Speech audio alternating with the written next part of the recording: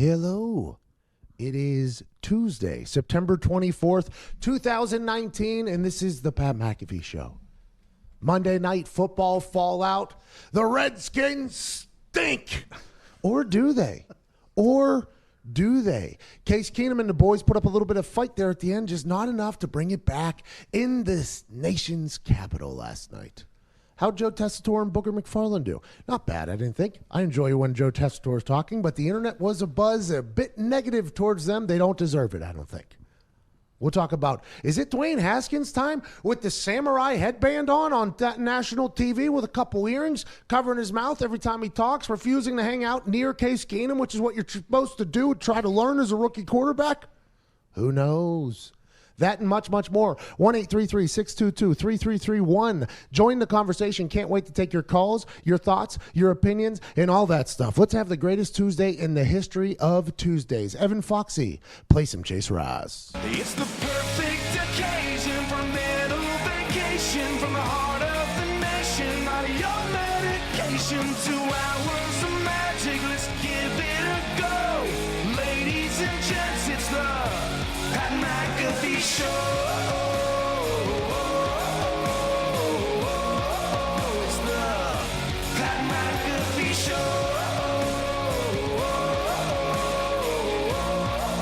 It's the Pat McAfee Show. Yes, it is. Thank you so much, Chase Rice, with an absolute banger. We are live from Indianapolis, Indiana. It's great to be home. I don't get to be here much, so anytime I get to walk into this studio, it feels damn good. Right now, I'm looking Todd McComas right in the blue eyes. Todd, how's life in Todd Town? Todd Town's pretty good, Pat. Pretty good. It's very vegetarian as of late, but I'm fighting through it. It's grilling season, so that sucks. Todd's girlfriend is a full-on vegetarian. She watched a documentary, got brainwashed, and now Todd's life sucks. Speaking of lives that don't suck, Anthony DeGilio, Diggs, how's life? Life is incredible. I mean, called last night's game to the T. Attaboy. That's going to make you feel good as a degenerate. On the ones and twos, DJ Nicky Moraldo, good to see you, rocking the glasses, the button down, and the cack. If I was a betting man, I'd say right now you're trying to put out your best self to potentially find a lady from worldwide here on DAZN. Is that accurate? You know, that's not a bad call. It's not what I was going for. I was just trying to look professional. It's a simulcast. It's a worldwide show here. Yeah, you know? Hey, we are worldwide on DAZN. We're in Germany. Guten Tag, I almost said there with Germany. We're in Italy. Shout out to the Pope, potentially. Mm-hmm. I think we're potentially picking up Spain here soon. Okay. All right. I just made that up. We're in Canada, United States, and on Westwood One channels. We can't thank you enough for listening and watching. Foxy, Zito, Ty in the back room, and Gumpy on the ones and twos for the phones. 1-833-622-3331. Can't wait to get your thoughts. My thoughts. The Washington Redskins are a bad football team. Mm-hmm. Jay Gruden would have been fired already today if he was going to get fired this week, so they're giving him a reprieve for at least another week. I thought the way that game was going, he was potentially getting fired at halftime. I thought Dan Snyder was potentially walking down in there and just going, hey, Jay Gruden, get at. Greg Minuski, defensive coordinator, you're the guy now who I had a chance to play on a team where he was D coordinator. Hilarious man. But that Chicago Bears defense last night, I think we are underestimating it. And by that, I mean this. I think too many people are hard on Case Keenum right now. I think too many people are being hard on the Washington Redskins. That Chicago Bears defense makes it fun to watch defenses. Mm-hmm. There's Zito clapping in the back. He's a big-time Bear fan. Hey, Bear. Don. That's what they did last night. That defense bared Don. all over the Washington Redskins. I'm not sure they could bear Don. any more than what they did last night. Chuck Pagano's pulling the strings. They were already an incredible defense. Now you got Chuck Pagano calling the shots, a man who was refreshed on his football love, a man who was out of the game for a year, a man who was begging to get it back on the defensive side of the ball whenever he was the head coach for the Indianapolis Colts. Now he gets his chance to work with a talented roster. Khalil Mack, I completely forgot that John Gruden got rid of him. Yeah. I completely forgot until last night on primetime television that he could have been an Oakland Raider, but instead they paid John Gruden $100 million guaranteed, refusing to pay Khalil Mack money because, hey, that's a lot of guaranteed money, man. That was exactly John Gruden's voice. That was a lot of guaranteed money. But that Bears defense is going to give a lot of people fits. I think we just need to go ahead and lock that down. Aaron Rodgers said it the first night. They were like, oh, your offense was struggling. Your offense was not doing great. Is that because you and Matt LaFleur aren't on the same page? He said, no. I think that defense is going to give a lot of people fits. And then he flipped it and said, our defense is going to give a lot of people fits as well. Last night, watching Case Keenum struggle in the first half, everybody's like, put in Dwayne Haskins. Case Keenum stinks, which I'm not arguing against you. I don't think he's done that great since leaving the Minnesota Vikings, who should have never let him go, by the way. No. Especially after that moment. Like, after the Minneapolis Miracle happens, I have no idea how they let him walk out of town. That's biggest moment in internet history, I think, in modern history. Biggest moment in Viking modern history. I mean, that was a massive thing. To let the quarterback go out of that, I thought was pretty stupid. Just to replace him with a little bit taller, nerdier version of him. That didn't really feel like the right move to me. But Case Keenum has not been great since leaving there. But I don't think any quarterback's going to do great against that Bears defense. I honestly think he had no chance going into that game. But watching Dwayne Haskins on the sidelines, I learned a couple things. A, that samurai headband, pretty sweet. A lot of quarterbacks are doing it. Pretty sweet. I wish I could do that. Rafael Nadal, I think, has really been the mainstay of the samurai headband. I think he's a guy that has really trademarked it, mastered it. But if Dwayne Haskins is going to do that, I absolutely love it. Couple earrings in his ears, no hate here. Okay, I like that a lot. I hope he got them at Claire's and they're not actually expensive. Because if you're in the NFL, people think your stuff is expensive. Wow, I almost just had my first FCC slip there. Regardless of where you get it from. I did not love that he was nowhere near Case Keenum, though. Okay, let me tell you why.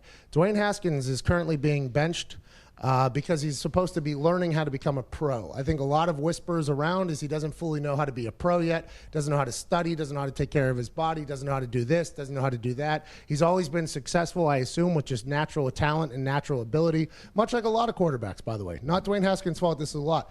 But if you're being put in a position to watch an older quarterback and kind of grow and learn from it, you would hope that he would hang around him, even when times are bad. Case Keenum had, 17 turnovers last night?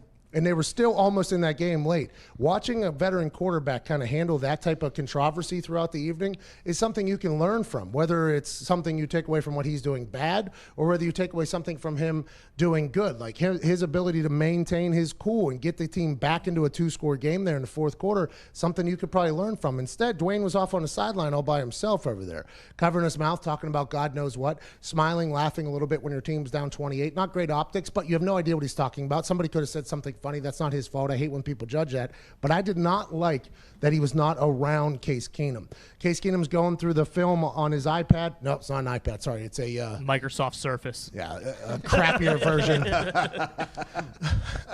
What was that? Bill Gates, right? Microsoft? Yeah, yep. That Inside Bill Gates' Mind I tried to watch on Netflix, by the way. How was it? I fell asleep.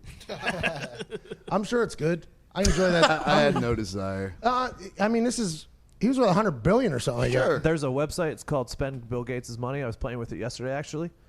He has a lot of money. You could buy all 32 NFL teams if you wanted. Dude, he had $100 Plus a billion. lot more. He had $100 billion like 20 years ago. Like, he has a lot of cash, which is why I want to watch it, because I enjoy learning why the greats are great. I enjoy doing that. I think he kind of got into a career path before everybody else, so that kind of helps, especially if that particular career path becomes The career path. the career path. But I was interested in watching that. But neither here nor there. We all know the iPad's better. I mean, that's not just because I'm a Steve Jobs guy, his quotes on the TV behind me, but mostly because everybody else has one, and blue messages are better than green. But when Case Keenum's going through that film, if you saw Mitchell Trubisky, Chase Daniel was right next to him. So Chase Daniel was right next to him, helping him go through it. I see this, I see that. Case Keenum was sitting there all by himself while Dwayne Haskins is over in the corner. Well, if your job is to learn from the starter, at least be near him in the good times and the bad. Be a better football player. Be a better pro, which will probably make you better in the future. Now, is that future going to be coming sooner than later? A lot of people are wondering. Is Case Keenum going to get benched after getting demolished by the Chicago Bears defense that is going to demolish a lot of people? I don't know. I'm intrigued to find out. Next week they got Danny Dimes and the New York Giants, where Dwayne Haskins on draft night, he was charging people to get into his draft party. He looked a little smug after he got drafted, which I would too if I was disappointed that I fell all the way to the 11, 15? man. 16 or in that area. Man, that must have been a very tough time falling all the way down to the 16th pick. But if he was being told he's going to draft it higher, I can understand that. He said he's going to make the Giants pay for not drafting him. It would be an incredible business decision by Danny Snyder to put him out there this weekend. But what happens if he just craps all over himself? What happens if he walks out there and throws 5 picks? What happens if he gets on the field and realizes, oh, this isn't an NFL preseason game. This isn't a Big Ten game. This is the actual NFL with real football players jogging at me. But that Giants defense stinks. So this could be a good start for Dwayne Haskins. And after the Giants, they have, The Patriots. which if you put him in there against the Giants, you have to have him play against the Patriots then. And what happens when Bill Belichick squares off against Dwayne Haskins, a rookie quarterback? What Dwayne Haskins will do is find a way to look worse than the entire Miami Dolphins football team somehow. But after that, speaking of Dolphins, he has the Dolphins after that. So he has the Giants, Patriots, Dolphins, if he was to play this upcoming week, which I am not saying he should. I think he should still learn how to be a pro. I think he should watch Case Keenum, even though Case Keenum is not like Aaron Rodgers, Tom Brady, Brett Favre, Peyton Manning, Drew Brees, Philip, one of those guys. You can still learn from a guy that's been in the league a long time. And I think he should still learn from him. I think he should still try to figure out how to be a pro so that whenever he gets on the field, it's like he's a veteran as opposed to just a kid straight out of Ohio State who doesn't have a good shot. That's my personal opinion. I could be wrong. But putting him out there this upcoming week, then you know what's on the doorstep, which is the evil empire, Dr. Death, Bill Belichick is the week after. So I don't know what the Redskins are going to do. Hell of a fan base still. They showed up for him last night. They did. I mean, there was a lot of Bears fans, but that place showed up last night. I was pretty intrigued by the crowd. There was a pretty big pop out there. I thought the place was going to be empty. I thought the Hail to the Redskins fan base, what are they called? I don't know. Something with like pigs or something, isn't it? Yeah, Hogs. The Hogs. The The Hogs Hogs are those, yeah. Yeah, they're still there, and that team stinks. They're like that is a loyal fan base, which I respect a lot. But I'm just not sure now is the time to put Dwayne Haskins on the field. Well, if he's not hanging out around Case Keenum and he's not learning, like the reason why you're sitting him is so that he learns from the starter. But if he's not doing any of those things, you might as well find out what you have against a shitty team. Tony.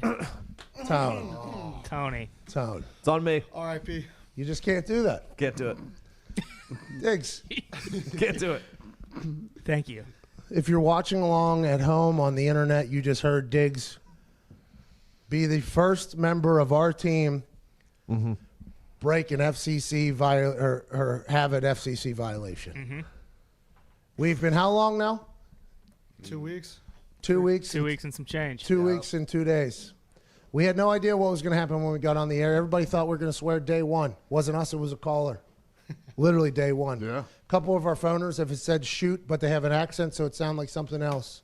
And here we are, Tuesday, September 24th, 10:13 a.m. Eastern Standard Time, and Tony Diggs decides to throw us right into an FCC fine. Let's have a moment of silence for our record that we had for a little bit.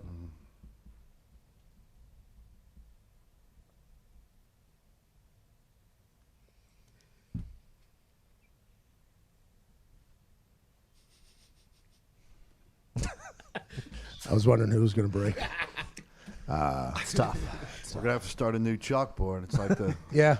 There's many been days zero without an incidents. accident? Yeah. I'll sit out a couple of plays. Yeah, well, you don't have to. Just that one we wish you would have sat out of. Yeah. You know, that particular that one particular play. And now that we're on, I think, like 45 channels, that's going to be a pretty pricey FCC thing. Unless Don got us. Did Don get it? Yes, he did. Oh, so that got dumped. Yes, it did. All Thanks, right. Don.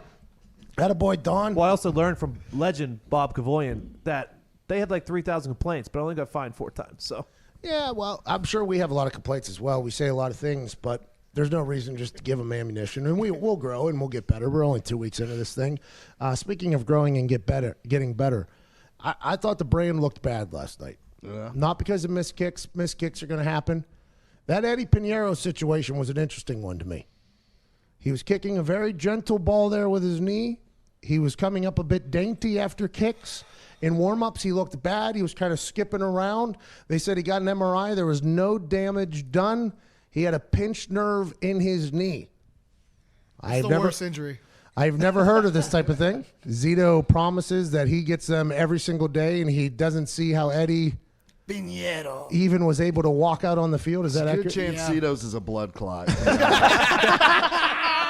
We're not cutting that one out. But, yeah, it's very painful. I don't even know how he kicked those balls. That first one should have went in if he was healthy, but it happens. There was an Eddie chant every time he walked on the field from the Bears fans. There was quite a good ball rotation every single ball he kicked.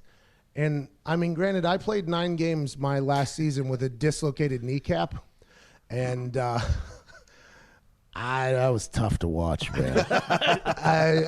Granted, a lot of respect for him if he refused to take Toradol or anything that could potentially mask it. Mm-hmm. If he battled through it just straight up, it's like a lady giving labor without any of the pain meds. I respect that a lot. But, boy, that was tough to watch last night for the brand. I'm happy he was able to knock a couple balls through, though. Really showed some grit for the Chicago Bears team. That defense is going to carry that football team for a long time. Mitchell Trubisky can continue to be the 24th rated quarterback in the NFL until he can figure it out. Threw some dimes last night. I think the Bears are potentially in a good spot. I just assumed, Pat, like that was quite a lampy head when he went up to kick. That was tough. But I just assume like every linebacker, every lineman comes in every play pretty sore So, after going to war. At West Virginia, we 10 have downs. at West Virginia. By the way, Todd's an ex-Marine. You made the war comparison, not us. When I was in college, we had something called tour duty. Speaking of war, it was our winter workouts. And they were a bunch of little stations that each individual coach ran. So, like, the safeties coach would run a station, then the running backs coach, and everybody. You go around the field, and you had to hit each station, and it was like a minute at each station, but it was full out. It was at 6 a.m. in the morning. It was a nightmare. One of our backup punters had a injured pinky, literally an injured pinky. So there was one particular drill with the offensive line where they had mats on the field, and whenever he said down, you had to go down on your hands, and you had to run your legs, and then you had to roll one way, roll the other, roll the other way, get up, and then sprint out, right? Yeah. So before the tour of duty starts, this punter comes up to us, and he goes like, my pinky's really hurt. I don't know if I'm going to be able to do a lot of these stations. And we were like, don't say, just don't say that. He was like, well, I'm going to go talk to the O-line coach and let him know, because that's the real drill that I think is going to be a problem. So he walks over before the tour of duty right up to the offensive line coach and goes, I did have a dislocated pinky last week in the weight room, so I think your particular station could be very tough for me today because I got to go down and go up and go down. And the offensive line coach said, oh, okay, sounds good. We'll remember that or whatever. So I saw that conversation happen. And the way it worked is you went in groups of 3, and they could decide how long your group went, literally personally. So I get up to go, and he is in my group. And there's a freshman right behind me. And I just like kind of back up, and I put the freshman up in there. That offensive line coach made him do up downs for the entire minute-long time. So the other 2 guys that were in his group, he was just like, go. Oh, your pinky hurts? Up, down. Oh, I broke 2 vertebrae taking a poop last night. Up, down. Oh, do you know Dan Moses? He played with a broken ankle. Down, up, down. And I was just sitting there. I was like, I told him not to say it, Dan. I told him not to say anything. And then we went to the next station or whatever, and he was obviously dead. And you have to sprint to the next one. And we were like, just go to the back of the line, man. We got you. But that was a aggressive decision to say what you just said. And that's kind of what Eddie Pinheiro did. I got a pinch a nerve in my knee. Yeah. You got Khalil Mack, who probably can't even close his hands. That's not good for the brand. It's not good for our brand. But if he's in incredible pain, I understand that you got to battle through that type of stuff. The Bears kicking situation is an interesting one. It's almost like the New York Jets quarterback getting mono. They finally find a kicker, and they're like, pinch nerve in the knee. What was he doing? Working out. That kid looks like he's never lifted a day in his life. Well, that's why he got hurt. Should have been doing it. Do you think coming off the game winner last week, he's like, I need to ride this high? Oh, yeah. Oh, come on. So the only way to make up for my missed kicks is to blame it on injury, so the Chicago Bears fan base still has his back. Well, there was nowhere to go but down after hitting a Mm-hmm. 53-yard game winner. So I don't think it's that aggressive of a decision to say you're hurt. But I think he was actually hurt, though. Like, Oh, yeah. I think he was actually in pain. But for me, it was just like there was no real diagnosis. It was You just don't say anything, right? Like you did. yeah, You you just go in there right to the doctor. You bend over. You say, "Hey, give me that shot of Toradol right in the ass. I don't want to feel anything for the next 48 hours. And then when I come out of this, I'm going to be bedridden for 2 days until the next game, and then let's just keep it moving." But, boy, I'm happy he made some kicks, though. It was good for him. He showed some grit, showed some toughness. But whenever they were like, no diagnosis was given, they think it's a – I was like, oh, they're burying this kid. They are burying him. I hope he feels better, though. If you're gonna limp too, you gotta commit to it the whole game. Yeah. You can't just do it like, I just missed a kick. Maybe I should, act like my leg just snapped in two. Like you better be limping every time you walk out He was there. Tiger Woods in it a little Yeah, bit. exactly. Tiger Woods there for a little bit. If he hit a ball into the woods, I will say with a pinched nerve though, it comes periodically. It doesn't happen all the time. Hey, thanks, Dr. Z. Appreciate that. Anytime.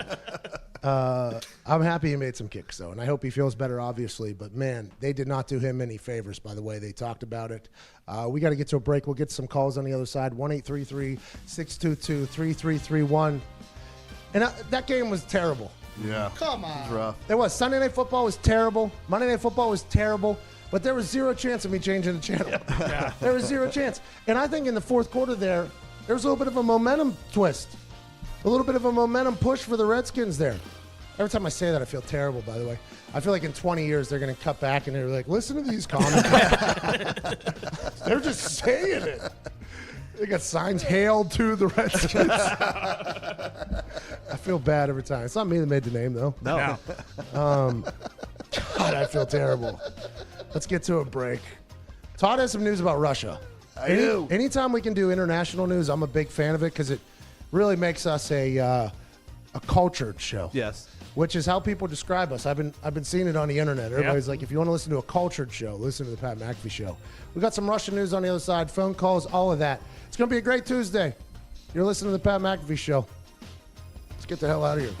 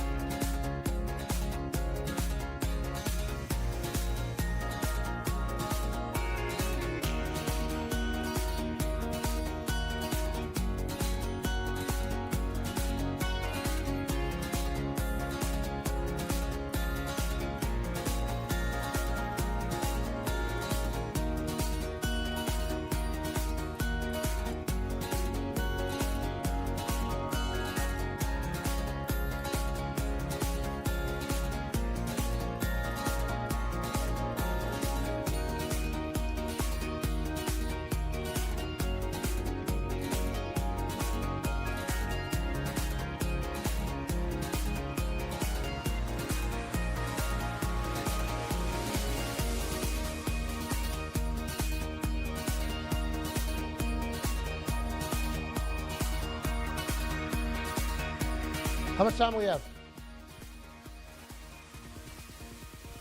Hello. How many? I can't do this now then. Our phone system's fucking broken, dude. Come on, guys.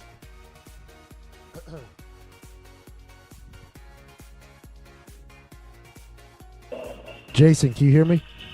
Yep. Hey, Jason, need you to call back. We'll have somebody send you the hotline number too. Our system just crashed completely, so I got to dump you real quick, all right? All right, brother. Appreciate you, man.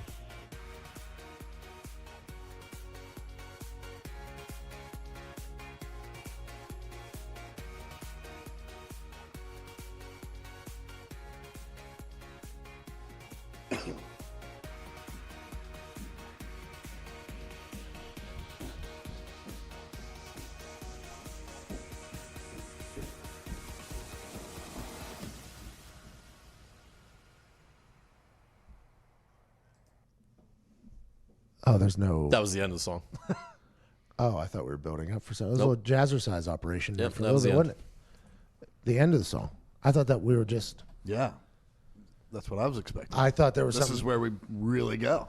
Ready to take off. We're letting the beat build there for a second. You know what I mean? So our phone system broke again. This is starting to be a common occurrence here. Gumpy says we're back up and running. We had to hang up on one caller, I guess, for the whole system to work again. We had to reset the entire thing. This is 4 times now in 2 weeks we've broken the phone system.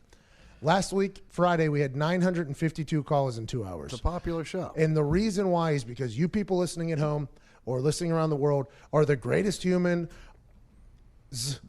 Actually, I don't know what you do in your personal life. I don't know what you say on the internet. I don't know how terrible of humans you are. But when it comes to being a team with us, They're a loyal bunch. we appreciate the hell out of you. We'll continue to break systems. We'll continue to break websites. We'll continue to break this sports broadcasting world. And we'll continue to break news. Cam Newton, Liz Frank injury on his foot. I guess that's one that could cause severe pain and potential long-term absence. That's the right word. Yep, perfect. That's definitely the right word.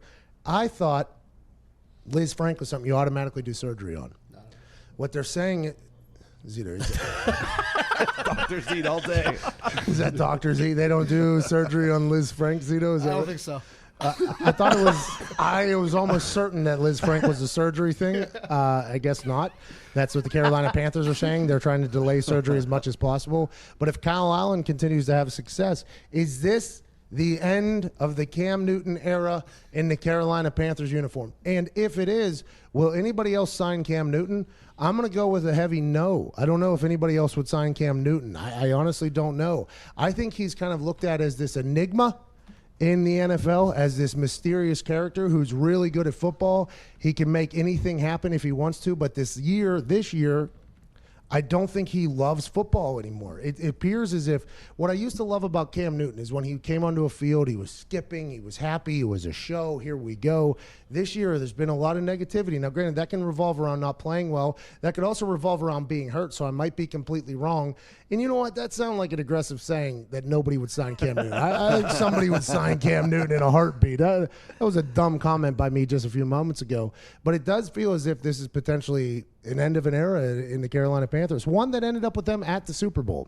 And when Von Miller stripped that ball from him, did he also strip Cam Newton's soul? That is something to think about. Has he been the same quarterback since? Some would argue no. Now, granted, he had a hurt shoulder last year, won some games. He got the surgery. Now they're saying he's back this year. Boom, he's hurt again. I love Cam Newton. I love everything that he's about. But it seems as if he's a whole different guy this year. It's probably best for Cam just to take some time off, clear his head, maybe come back refreshed, rejuvenated. That's kind of what a lot of people need to do. Like, AB needs to do that. Antonio Brown needs to just disappear for a while and then come back if he wants to, or just disappear for a while. Now, granted, if he's guilty of the things that are being accused of him, like, I hope he goes to jail for a long time, too, before coming out. I like your thought about the pain. Like, he's another one of those big, giant quarterbacks that wasn't afraid to put his body in harm's way. And is that starting to catch up to it? And it's hard whenever you are rich already. Yeah. You've worked your entire life to get rich. Okay? Worked my ass off to get rich. Now I play a position where the only way for me to truly succeed is to continue getting my ass absolutely kicked by 300-pound men that run 4.7s that are literally game planning all week just to beat the hell out of me. Same thing I think with Conor McGregor. Yep. It's tough to get up and want to roll and get punched in the face whenever you have $1 billion. I would It's imagine. very, very difficult to want to do that. I don't want to say people can get content, but if your entire life you work just to get rich, and then you get rich, and then you realize, like, oh, the only way I'm going to continue to make money in this particular avenue of life is to get my ass kicked, you can see how people go, it's a no for me, dog.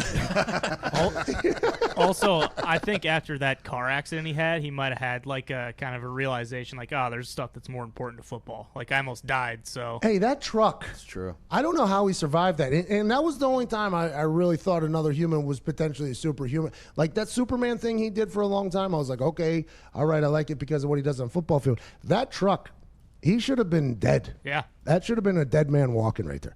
By the way, we were on the plane yesterday. Thought we were dead. Thought there was a chance we were dead. What happened? You know how whenever the landing gear comes out, there's like a little rumble in the plane. It's like a and then it comes out and then stops. That rumble happened for like 4 minutes straight. So I thought they couldn't get the landing gear down. Like the whole plane was like for 4 minutes, and we're like, well, this is it. Foxy, get the camera on. Yep. We're gonna die, but that SD card will live. There was panic up in the cockpit too. They were twisting knobs, changing telemetry. I mean, it was wild. We thought the landing gear didn't come down, and then I asked on the way out. I was like, "Hey, there's a little bit of rumble there." They were like, "Oh, that was just our air brakes." And I was like, "We got a Jake brake on this thing?" We had like the truck. But they said there was no problem. They seemed very calm. Younger pilots too. This is the youngest crew of pilots I've ever seen in my life. Yeah. Normally it's like military crew that are on there. Very young pilots. We're talking probably like 25, 26 years old.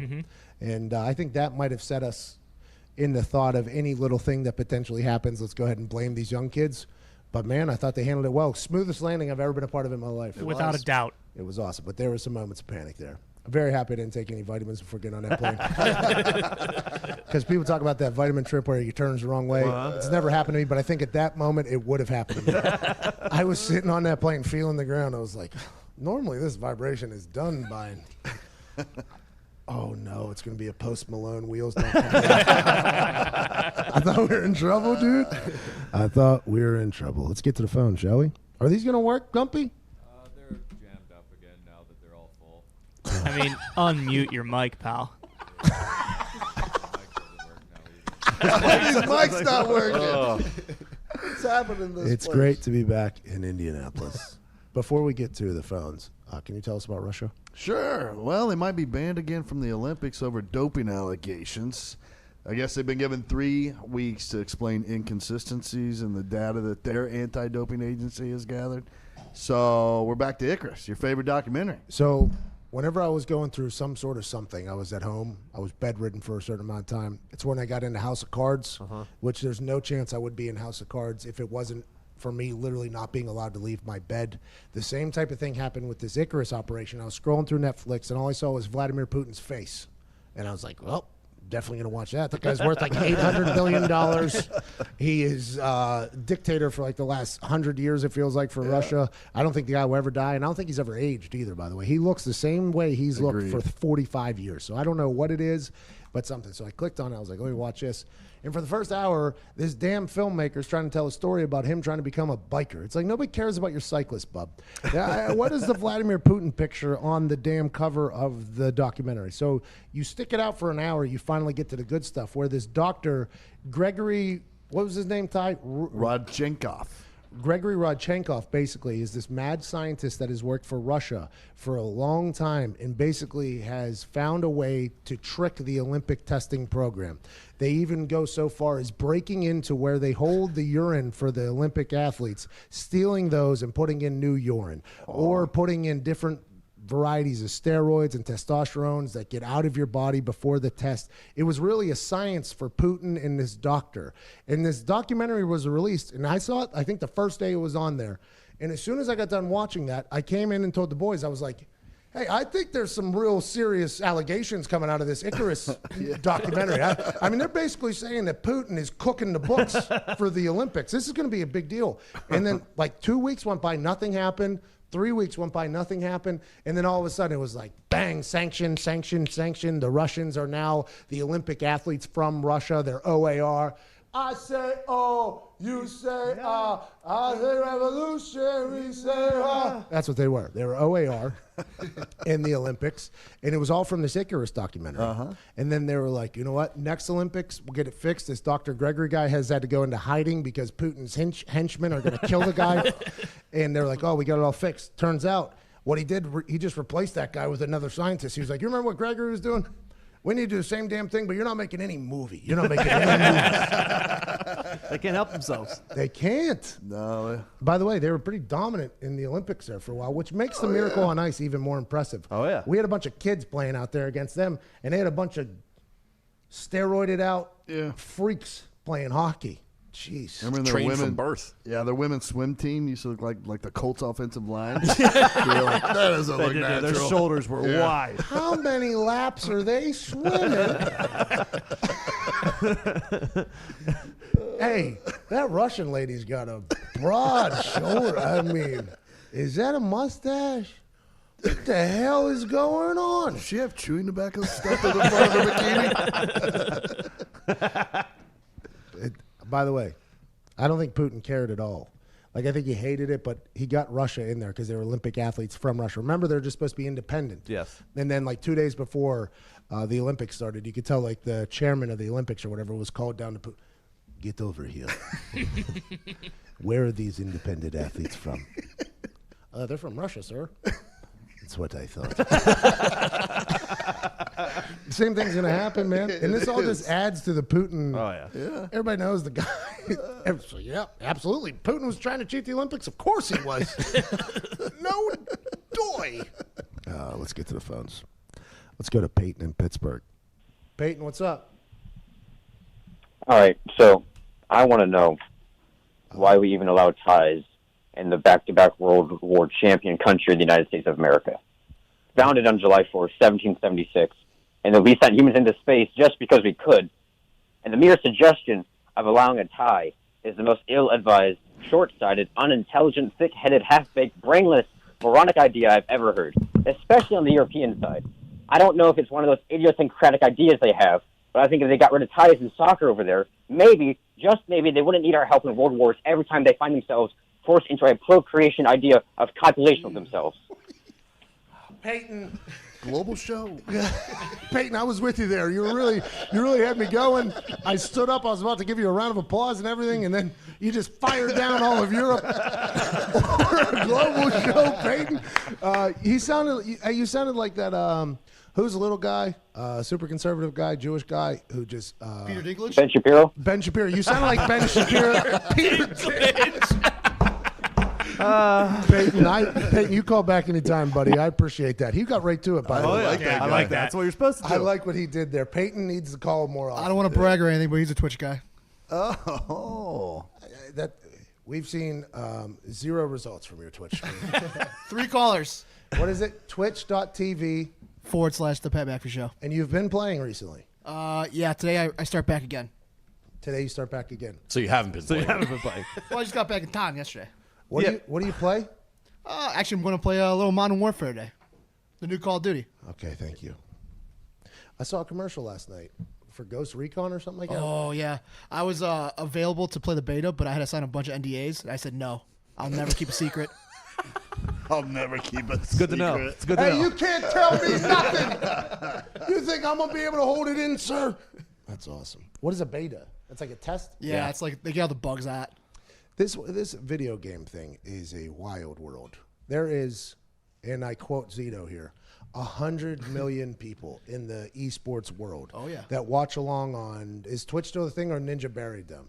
He kind of buried them, but they're lasting, kind of. So Zito pitched me this idea with a guy named Connor. Oh, yeah. Who may or may not be heard from sooner than later for people that are listening at home. Nice. Connor, we have never actually delved into the details of what happened with Connor. We've said, hey, he had to go figure some things out back at home. I think he has done that, and I'm excited to welcome him back with open arms. And it'll be Connor's decision to talk about whatever the hell happened if he wants to. We don't even really know the details of it. We'll be excited to get him back. But him and Zito walked into my office and swindled me into buying them a brand new computer, brand new webcams, brand new everything, because they promised me that as long as they play video games on Twitch, 10 million people are going to watch them. And what we learned was on that Twitch, 18 to 19 people have watched him on a regular basis, and 3 of them have already called in the show. We appreciate the hell out of them. Not so much the lie that Zito fed me. I didn't know the percentage of 100 mil I was supposed to tell you, but 18. I don't know what that percentage is.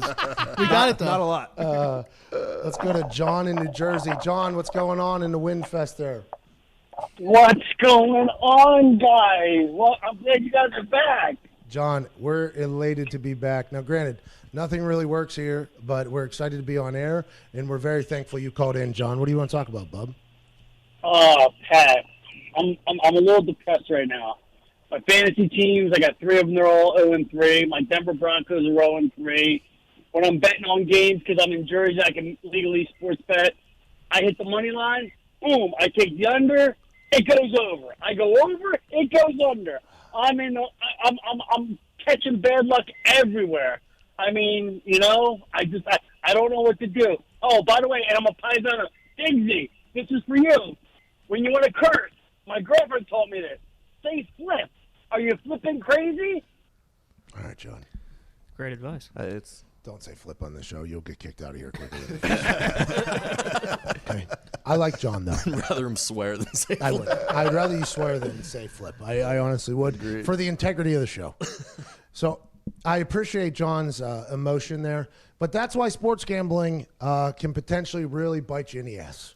And Caesars rakes in $4.8 billion a year. Now, that's as a whole with blackjack and craps and all of their locations. But we know that the casinos are going to win. We know that the house is going to win. But you can get better odds with us at FanDuel. We're boosting odds damn near every single night. FanDuel.com/McAfee. We're boosting odds on there. It's about to come live in Indianapolis. We're about to boost odds all the time. We're about to get rich and take all of FanDuel's money. If you're gambling online in a state where it can happen, use FanDuel.com/McAfee. We'd be very thankful. And we're going to be boosting odds to help us out against the house that always seems to win. And also, go to the Action Network, read through a lot of websites. They got a lot of smart people making a lot of money on there. Gambling is about to be something that's about to sweep the world. I think even people that are against it right now, once they realize how easy and fun it is, they're going to be totally for it. It's just like drugs. Like Todd was a narc for a long time, and then he became out of it. No, I'm joking. But it is real, though. The gambling thing.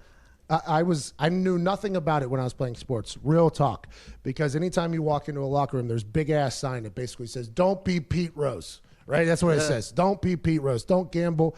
And I was always like, well, why would you do that anyways? That makes no sense. Especially at a kicking position. You hear these horror stories of kids getting dragged into a basement and getting beat the hell out. I was like, I'm out. And I grew up around a lot of Italians. So I very much understand that stuff is all real. Like the stories you hear are all real. But then when I retired, my Italian friends came back around. I started dabbling a little bit in NFL gambling. And I'll tell you what, it changed my opinion completely. You shouldn't gamble on things you don't know. That's where I made my mistake. I started gambling on college football where these kids have no idea what's going to happen. In the NFL, every time I would go into a game, I had no idea how we were going to do, except for that Saints game where I knew we were going to lose. I had no idea how I was going to do every game, so I didn't understand how people could potentially gamble. But now, whenever I look at NFL games, I'm like, I know exactly. I know. And then I got into March Madness, and that almost broke me. March Madness almost broke me. But I learned from that. I'm only going to gamble on the stuff that I know. Smart. I'm going to stay away from the other stuff. If I have a horse in the race, it automatically makes the game a little bit more interesting. And with FanDuel, we're going to be able to move lines, adjust odds. We're going to be able to kind of get a little bit of a more fair operation against the sports book that is FanDuel. And I can't wait for that. People are going to enjoy it. I think my mom's even going to get involved. Oh. Well, I think she loses interest in a lot of games. Yeah. But if you got $10 on a game and you're all of a sudden skin in it. Excuse me, Redskins. We need to fire Jay Gruden immediately. The people that are going to lose in this whole thing, the refs. Oh, yeah. The refs are going to lose in this sports gambling thing more than anybody else. I've already started to bury on them a little bit. They don't deserve it because it's about to get much, much worse whenever the average Joe starts losing money on games because of their dumbass moves. We'll be back on the other side. More phone calls. You're listening to the Pat McAfee Show. She can't get enough. It's a 4-hour ride through the countryside, and man, she's all jacked up. Let's go to the racetrack. Watch those engines run. That's all she wants to do.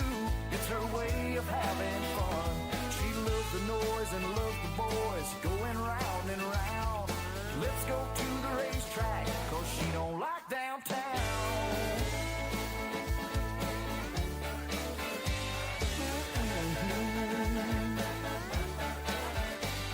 She says she's gonna teach me all I need to know. And if that's what it takes, I'm gonna let her have her way, and man, I'm good to go.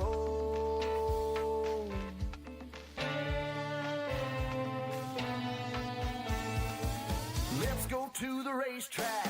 Watch those engines run. That's all she wants to do. It's her way of having fun. She loves the noise and loves the boys going round and round. Let's go to the racetrack, 'cause she don't like downtown. Yeah, let's go to the racetrack. Watch those engines run. That's all she wants to do. It's her way of having fun. She loves the noise and loves the boys going round and round.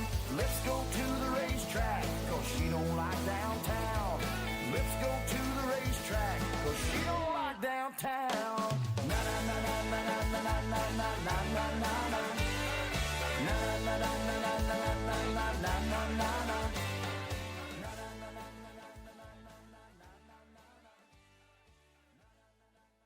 Did they get the test to see if we're connected? This is a full shot clock situation. Just a national show, global show. What do we do? Thank you, Ernest. What I do, I bring the truck around there and let y'all bags out. Perfect, thank you. Yeah.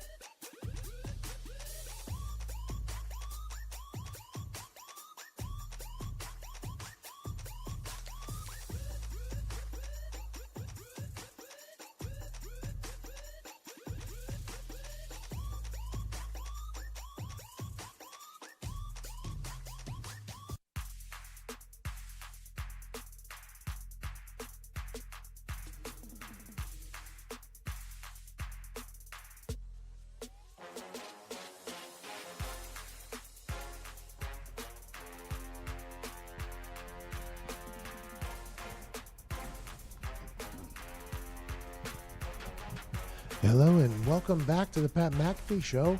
Frankie found some bangers over there on the non-copyright music that cost $3 million if we want actual music. At least. So we got to use knockoff music that sounds damn good today, though, Frankie. I think you've done a good job of digging through the depths of knockoffs. Hey, appreciate that. Have you done some research? You have, I think. Oh, yeah, had to. Yeah, I think so, too. I mean, the first week we were in a tough spot. We used the same couple songs because we didn't know the depth of the diction in there, the Rolodex of copyright-free songs. I think you got some real bangers. Also, apparently some of these swear, too, which was not told to me, so I had to filter those out as well. Well, the only one that swears here is Diggs. We all know. Diggs, terrible guy. Diggs, super swear guy. Potty mouth. All right, we can get over. Super swear. Let's go to Jason in Indiana. What up, Jason? Great to have you back on the line, bub. What up, my brothers? How we doing today? Everything is good, Jason. For those listening who don't know, Jason is a longtime fan of the show. He is a man who... Now, Jason, what is the name of the particular condition that you have? It's Duchenne muscular dystrophy. Okay, so he has that. He is a bedridden man who has one of the most positive attitudes I've ever encountered in my entire life. He was one of the first callers onto our show when we were on Sirius. I did a swear jar to raise some money to redo his living room / bedroom that he stays in before my first appearance on WWE. And I raised $13,000 for him in the swear jar. That's how bad we used to be. But Jason's been a longtime friend, longtime listener to the show. Jason, how the hell are you, bub? I am good, man. It's so good to have you guys back on radio again. Well, Diggs was trying to get us kicked off there just a little bit ago. Yeah, I know. I heard. Yeah. Nice going, Diggs. Yeah. Hey, Jason. That's beautiful. What's going on in your world, Jason? Oh, not much. Just chillaxing, you know. Yeah. That's just about it.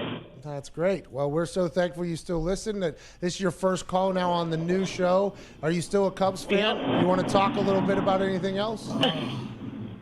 We can probably bypass the Cubs because they ain't making the playoffs. They stink. They stink. 3% chance. They do. What was that, Zeno? 3% chance of winning it. I To go to don't like playoffs. those odds. I don't like those odds. You still watching WWE? Yep. That's what I was actually gonna ask you about. Since you've been so busy lately, have you been able to keep up with what's going on in the world of WWE? I appreciate you, Jason. You're the absolute best. Great question there. It is tough to follow along. Jason, by the way, has a lot going on right there. What you're hearing in the background is nurses. You're hearing breathing apparatuses for him. He is bedridden, and his attitude is one of the most positive in history. If you haven't heard his story, we did it like a year ago, I think. Literally swore so many times on Sirius when I was trying to get ready for the WWE.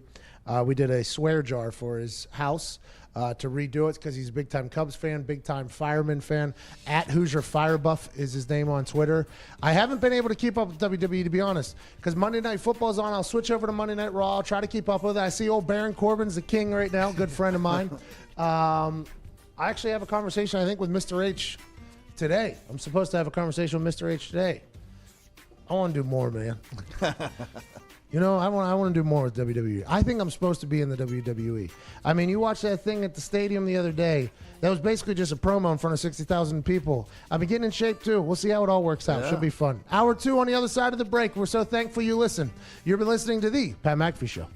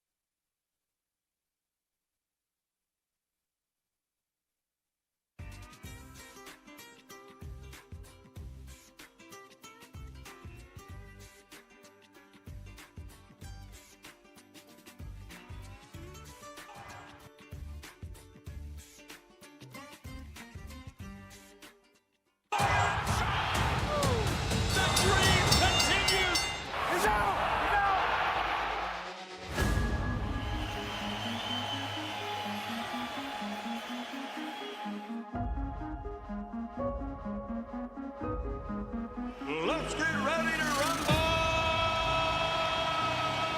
Anthony Joshua. Oh, yes, right hand by Joshua. Comes back with a hook. Perfected now on his heels. He's hurt. Joshua tried everything, a big right hand. And this is over. A landmark 11-fight, $365 million deal, making Canelo the highest-paid athlete on the planet. Callum Smith has claimed the inaugural Muhammad Ali trophy. That is what is on the line. Here we go. Ryan Garcia. Can Rocky survive? And there's not much he can do. That was a headshot down the body, and that's to do it. Here today to discuss a new partnership between Gennady Golovkin and DAZN. Golovkin's going to spend the rest of his career fighting here on DAZN. That's right, to new beginnings. Welcome to Change Up alongside Scott Rogowski. I'm Adnan Burke. Every night, this is going to be the place to be.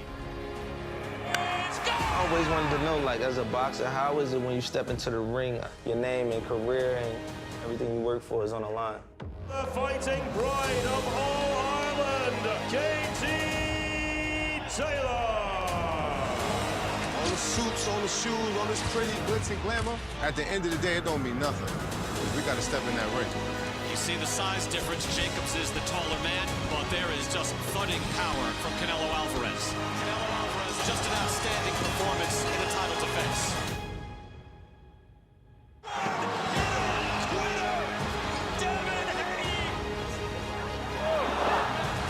Rampage evens the series. Mamma mia! And down goes Rojas. Patricio Pitbull has done it.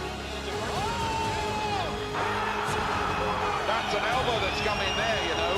What a round. And he's wobbled again. He's got down after the bell. Big drama show continues, ladies and gentlemen. Triple G sends a message to Canelo. Here we go, round number one, heavyweight championship of the world. Ruiz comes to fire back, and Joshua's hurt. Joshua is hurt, he's staggered, and he goes down again. He says that's it. Andy Ruiz is the heavyweight champion. Wow, wow, wow.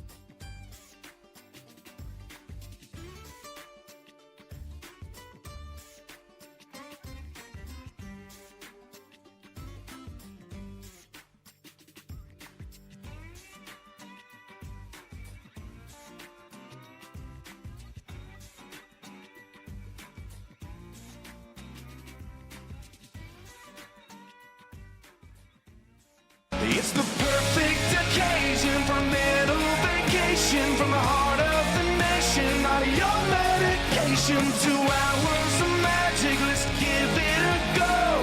Ladies and gents, it's the Pat McAfee Show. It's the Pat McAfee Show.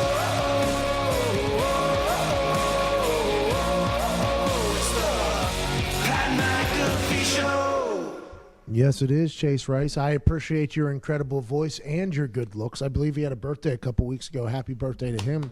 Happy birthday to us. This is the first day we had an FCC violation by somebody in this room. That man was at Tone Diggs. Someone had to do it. Someone had to do it. At Todd McComas is here. At Nick Moraldo. At Evan Foxy. At Viva Lazito. At Ty Schmidt.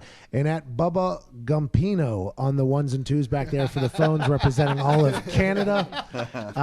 The phone system is working, we've been told. Yeah, we've had a couple callers here. We've crashed it a few times. In the first hour, we talked about Dwayne Haskins and why I think that the way he acted last night on the sideline is not conducive to him potentially being a good NFL quarterback. Will he be able to go out there and just dominate?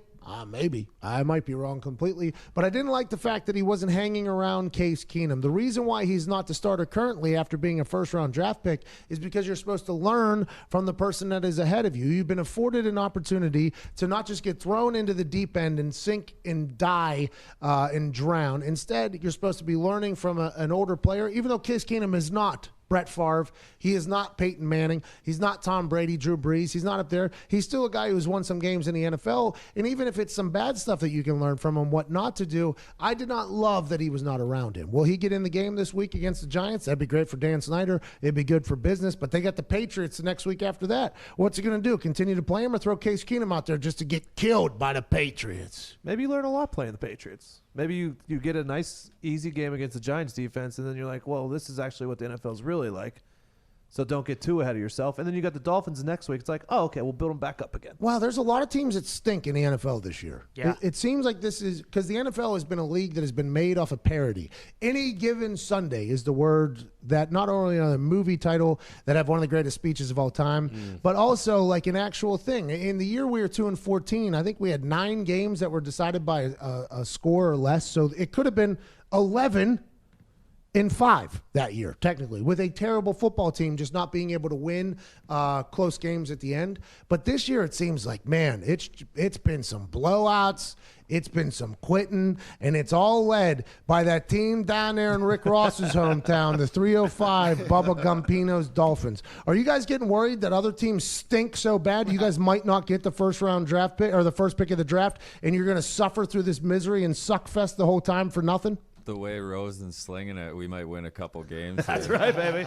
Is Rosen the guy? He looked good the first half. They just missed a field goal and the fumble at the 5-yard line to end the first half. Could have had the lead at halftime. What if Josh Rosen goes in there and ruins the Miami Dolphins' plans? Dan Orlovsky almost did that for the Colts. There was a time, I guess, where there's a story where some of the front office were crying after we got a win late in the season. We ended up being 2-14. Going into the last week, it was a lot of question on whether or not we were going to earn the number 1 pick from Mr. Andrew Luck, or were we going to get RG3?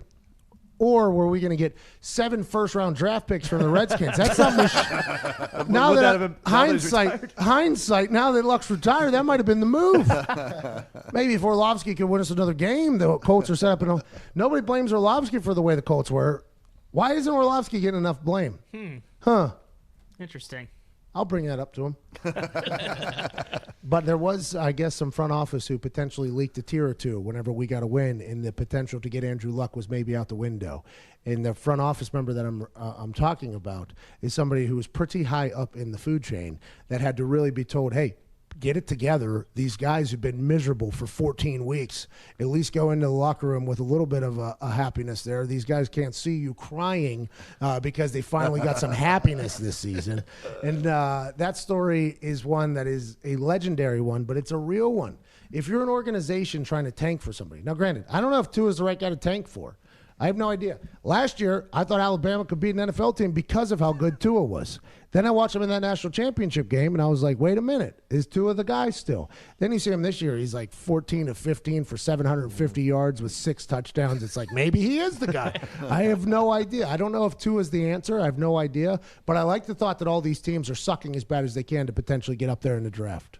Wasn't Aaron Donald one of those RG3 picks? Could be an Indy. Could be a Colt. Aaron Donald. Khalil Mack. You go through these defensive ends, or defensive linemen who can just change games. What a priceless commodity that is. An absolutely priceless commodity. A.Q. Shipley, good friend of the show, starting center for the Arizona Cardinals. He said the week that he plays against Aaron Donald, he gets 0 sleep. He's just like, he's just watching the film of, oh my God, this guy's going to kill me. He's just faster, stronger, and heavier than you are. And that's every human that's in the NFL. Offensive linemen's jobs are terrible. They're despicable. It's a terrible job. You have to be a special individual to do it. You're a person that is going to do hand-to-hand combat. You have to fight. You get zero credit for anything. And if you mess up just on one play, the other person had a successful day, you had a failure of a day.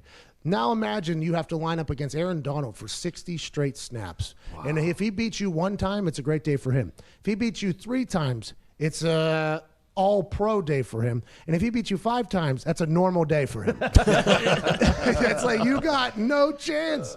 Khalil Mack was blowing up plays last night before they even got started. And I'm not saying Donald Penn is at his peak form because Donald Penn was a perennial all-pro whenever he was playing good for the Raiders. I don't know what's going on. I don't know if he's older. It's going to happen. But Khalil Mack is just a guy who can wreck a game at any given notice. I wish I was that guy. It's like Robert Mathis, watching him play back in the day with Dwight Freeney. Those dudes were fun, man. Real fun. It was just like quarterbacks just sitting back there, like sweating their ass off. Like, all right, if it's not that guy, it's that guy. I'm just going to stand here and hopefully not get killed here. Oh, bam! They called it 93-98 Bring the Heat Boulevard or something like that. And they were racing to the quarterback. Oh, and there was a couple of times where they were literally just sandwiching quarterbacks, and it was just like, oh, my God. That's what Booger said last night, that the Bears were jumping off sides because it was a race to who got to the quarterback first. They did have a lot of offsides penalties. Seemed like an undisciplined squad Chuck Pagano's coaching up there in Chicago. Is that accurate, Zito? Oh, that's not. They were wrong. The refs were wrong. Are you telling us to bear pipe on the negativity on the defense? Sometimes, though, the reason why defensive ends are good is because they get a good jump on the ball. So I learned something from watching Mathis and Freeney and them work. And John, Abram? His kid's probably listening to the show. Tierlink. John Tierlink, defensive end D-line coach. Legendary D-line coach. He was a D-lineman in the NFL.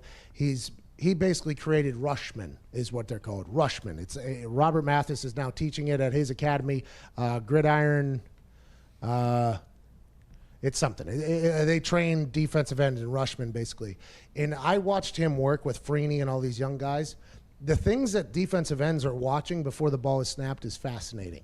They're staring at, like, the tackle's knee, like outside knee. They're not even looking at the ball. They're looking at the knee. Because as soon as that thing even budges, the ball's already snapped. And the offensive line is not going to move unless his knee moves. So you got, like, Robert Mathis, Dwight Freeney, Khalil Mack. I don't know what Khalil Mack's trigger is, but everybody has something different. They're like, oh, you got to watch the ball. You got to watch the ball. When in actuality, some guys are just watching, like, the offensive tackle's knee because he knows the snap count better than he does. It's an incredible thing. What's that? Cliff Averill said it on the show yesterday about Joe Thomas. It's like he got off the fastest tackle that he's ever experienced. Yeah, it's because that half a second is worth about $90 million if you're good at it. Sure. If you can get, and a lot of wins, by the way. Let's not discount for the love of the game. For the love of the game, get a lot of good sacks, help your team out. But also, it's like $100 million there if you're a good pass rusher. And just I think something that they were watching was potentially wrong. I think that's why they kept getting offsides. I think they were looking for something. They were like, saw on film. They're like, oh, if this happens, then the ball's getting snapped. I think they might have been off. That's why the penalties happen. Let's assume that they correct that. But I was always intrigued by the way that whole thing's happening because it's not just like, okay, as soon as ball snapped, I'm going to try to beat this guy. They're setting him up with different moves. There's a bull rush that's setting up a spin move. There's all these things happening. It's like a real game of chess out there between the tackle and the defensive end. A lot of money on the line, a lot of safety on the line, a lot of wins on the line as well. Yeah, that's why they're the second highest paid position to get to the quarterback. What was it? It was there for a while. Corners were getting paid, right? Because Revis was setting the market there for a little bit. Now it's moved to defensive ends and quarterbacks. Tackles still need it. Yep. Wide receiver, everybody's getting paid, though. Except for running backs. Except for running backs. That's got to be tough, by the way. Your entire life, you have the ball in your hands all the time. Just getting your complete ass kicked. And then now, like, oh, sorry, the game's changing, bub. Yeah. You used to be the star of the game. Yeah, sorry, bub. Need you to take about, I don't know, about $40.5 million cheaper than what you thought you were going to make whenever you got in. That's tough. I mean, you're one of 4 we have, so, yeah. Hey, sorry, bub. Yeah. Oh, you don't like it? Oh, that's fine. Yeah, you can go to Cabo. Just sit out. Sit out, do whatever you want to do. Zeke got paid, though. He deserved it. Let's go to Wisconsin here with Devin. Devin, what's up, buddy? How you doing, Pat? Bless you. Bless you. One more. Three sneezes. All right, how you doing today? I'm okay. Sorry, I had to get a couple sneezes out there. I'm a loud sneezer because I watched a guy have an aneurysm because he held a sneeze in. Can't do it. So I let those sneezes out. I thought I was going to have three. Supposedly 3 sneezes is good luck. Yeah. 2 is just basic. So I thought I was going to be able to squeak out another one. Didn't get it, Devin. Wish I could have. Maybe by the end of the show. What do you want? All right, well, hey, listen, we all know that Kirk Cousins stinks. But I do have one thing about the Minnesota Vikings that is kind of a positive. We got Dalvin Cook in the backfield, and he's been playing very, very well. He's got 375 yards so far this year, and he's leading the league. I want to know what you think Dalvin Cook can do for the Minnesota Vikings and help Kirk Cousins out in the future. Well, I think the Vikings just got a big win, right? I mean, I think the Vikings just dominated, too. Beat the hell out of the Raiders. Thielen had a couple of tutters, too, which is our guy. Kyle Rudolph got wet a little bit, I think. I like the way the Vikings offense is played. I think Dalvin Cook emerging as this superstar running back, too. Pulling away from guys that are 70 pounds lighter than him is awesome to watch. But in that big moment, in that big game, when the lights are on and the stars come out, is Kirk Cousins going to be able to perform? That's the biggest question. And everybody in this room just shook their head no. You got the wrong I guy. think everybody on TV would say no. I think a lot of fans would say no. But what if Kirk Cousins just flips a switch, goes to the same hypnotist that taught Zito how to unlearn Spanish as a child growing up in a Cuban family that only spoke Spanish, and somehow figures out a way to handle those big moments? That'd be massive for the Vikings. I think that'd be massive for them. But without a trigger man that can operate in sticky situations, I think you're kind of screwed. We got to get to a break. On the other side, we have Coach Ken Niumatalolo, University of Navy head coach. He's been there since 2007, I believe. 12 years there. Now, granted, Thursday Night Football, Navy travels to Memphis where there's a live tiger on the field. His name's Tom. It's going to be a good one. Hasselbeck, Adam Amin, Molly McGrath on the call. And I'm going to talk to this coach about the off-the-field stuff because these Navy football players are signing up to protect America. And he's been there for 12 years. I'm sure he's seen a lot of things. A lot of special forces have probably come through there. What an interesting life. Can't wait to chat with him. And the Navy football team, by the way, good. Good at football. Good team. Triple option. Tough to defend because you know why? There's 3 different options coming at you. Let's get to the break. We'll be back on the other side with Coach Ken. You're listening to The Pat McAfee Show.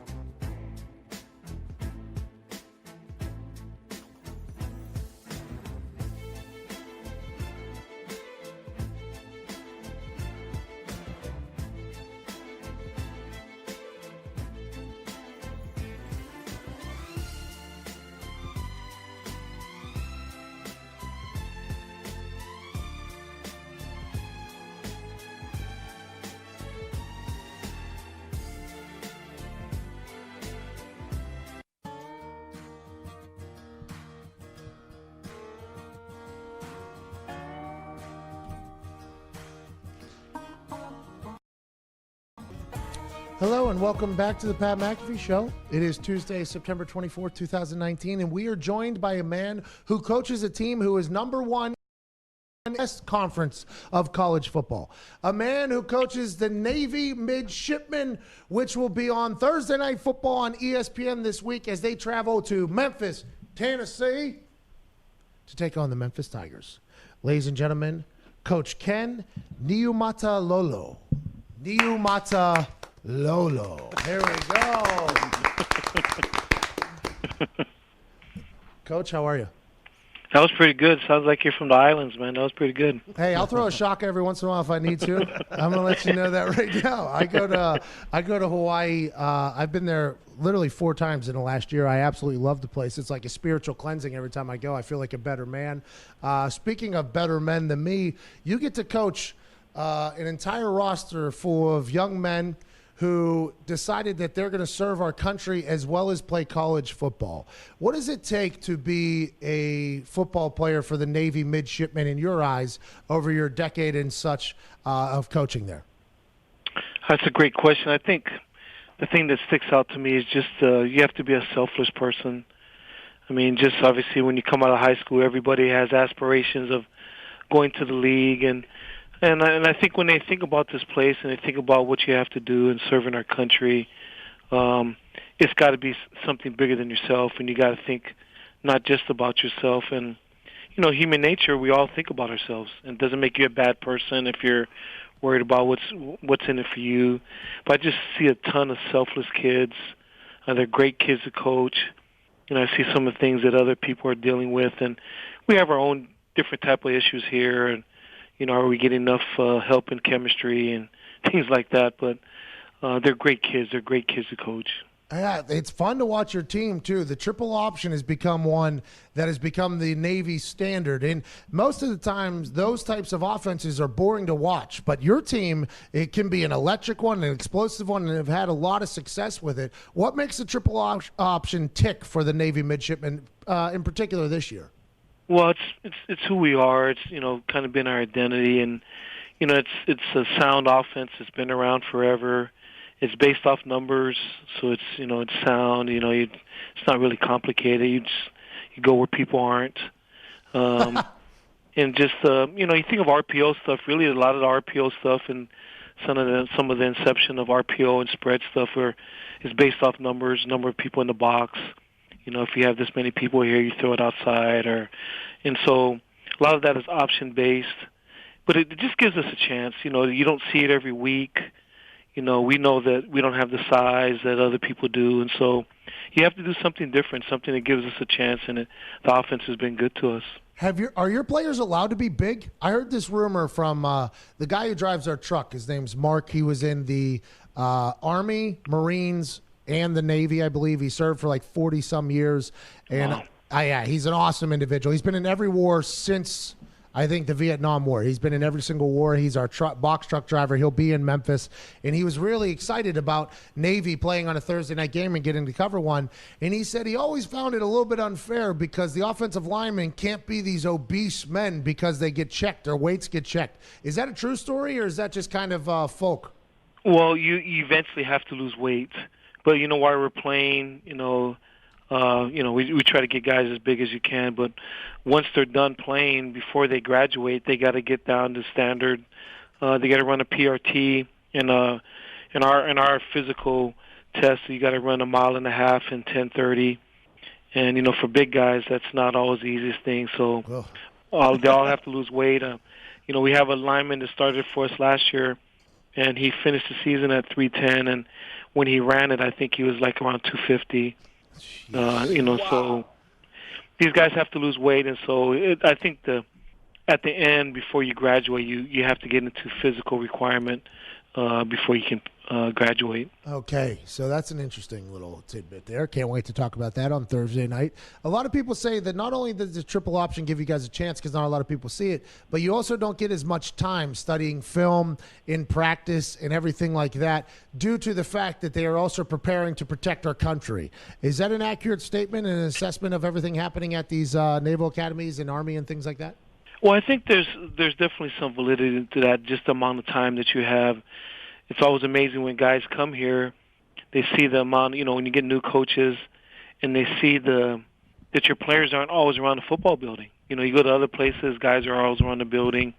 And even though you might have the 20-hour rule, guys come in on their own and watch tape. Yep. For here, you never see these guys. They're here, for their allotted time, for our team meetings and those kinds of things. But after that, they're in class. They got their military requirements. So having an option-based offense, may help. But the biggest thing is, these guys aren't around. So that's definitely true. But I guess we could do something else. It doesn't have to be an option, but these kids aren't around too often. It's been a successful one. I wouldn't change anything, Coach Neo Matololo. Good advice. Hey, yeah. Listen, anytime you need coaching advice, I'm probably the guy to come to. Do you go? I'll try to. Maybe I'll ask you up in the booth during the game if they can. Hey, Coach, it really feels like they're crowding the box. I think you take a shot. Coach, you are in the Polynesian Football Hall of Fame. You're the first Polynesian head football coach in college. That has to mean a lot to you, especially after being to Hawaii a few times. The amount of pride that the islands have, that has to feel damn good, I assume. Well, you're definitely proud. I mean, there are a lot of great Polynesian coaches. Not myself and Kalani Satake at BYU. Guys have become head coaches, but there are a lot of great assistant coaches, and you just hope that you can do a good job to maybe open doors for others and get them an opportunity. But I'm grateful to be a head coach. It's hard to get a head coach, whatever your ethnicity or racial background, and it's a hard job to get. And so I feel very grateful. Am I allowed to say the word oos? You're definitely allowed to say oos. Okay, good news. I every time I'm on the island, I hear it. I had a couple of teammates that are from the islands. They would say, "What up, oos? What up, oos?" I didn't know if I was allowed to say it. What is the actual meaning of oos? Is it brother, friend, companion? Uso. It's the short for uso, which is brother. Okay. So it's just, what's up, brother? So just the short of it is kind of a slang of oos is just a slang of uso. It would be like bro. Yeah, it's like bro. I'm gonna start. Kind of like bro. Yes, exactly. I've been to Hawaii 3 times in the last year. I'm not. That's pretty good. I've done a lot of interviews. Nobody ever asked me that before. That's some good data there. Hey, I've got some ooses on deck. You know what I mean? I got some guys that are pulling hard for you, man. Speaking of coaching for Navy, and you said the military requirements that happen not only while they're at school but also post football. You've had to have some players that have gone on to do some very special things for our country. We were assuming that numerous special forces folks probably play football at the Naval Academy, if we had to guess. Is that an accurate assessment? And do you get a chance to keep up with these badasses as they go on to protect our country? Well, we've had do a lot of different things. We've had a lot going to the Marine Corps. We've had some going to the, to the SEALs. I want to say a lot. It's a really hard community to get into. I mean, become a SEAL is a really, really difficult thing. But we've had our share go there. But we've had a wide variety. We've had some to become medical doctors. Guys have gone on to help us as dentists in the military. But there's really been a lot of variety of what they've done, just in all the different things. But I think most of them become surface warfare officers or SWOL, or the others, most of them become Marines. And that's where the majority of our guys have gone.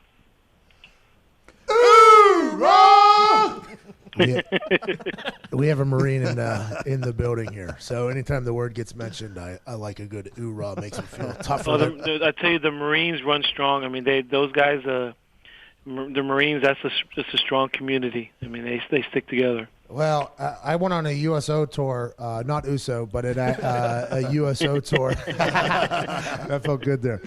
To Japan. In the Marines, we met with every group, basically. And when we showed up at the Marines section of the base, boy, that looked like a group that was ready to just run straight into war. They were a group that was just ready to roll. Same with your team. Your team looks damn good right now. 2-0, number 1 in the American West Conference. What are you expecting Thursday night against a Memphis Tiger team that always plays tough? You and them always have a great game. Expecting a battle. I mean, they're a really good football team. Coach Norvell has done a really good job with them. Starting off the season, beating Ole Miss. It's like you said, they're They're always really good in our conference. They've won it a few times on our side. Came really close to winning the whole thing. You know, we play them every year, so we know how good they are, and they're playing really well right now. I like the way we're playing, so I feel good about that, but, you know, we'll see what happens. But I really like the way our football team's playing, but we know we're getting ready to play the best team that we've played so far, and hopefully we'll be ready. You know, there's a live tiger there named Tom. Have you been preparing for that? You know, it kind of one of our coaches, you know, it was outside of our locker room once, and he came running and said, "Dang, I didn't know they had a live tiger." You know, we thought it would be with one of those mascots walking around. They had a live tiger out in the hallway. So we found that out. Fortunately, it was in a cage, but we found that out the hard way the first time we went a couple years ago. Fortunately, it was in a cage. Hey, Memphis's big home field advantages. A little live tiger just go ahead and roll through the other team's locker room. Hey, Oos, I can't thank you enough for taking time here. I know you're a very busy man. I can't wait to call your game on Thursday night. Tell your players we said thanks in advance for everything they do, and good luck, and thanks for your time, Coach Niu Matalolo. Thank you, guys. You guys have a lot of fun in your show, man. It's awesome, man. You guys take care.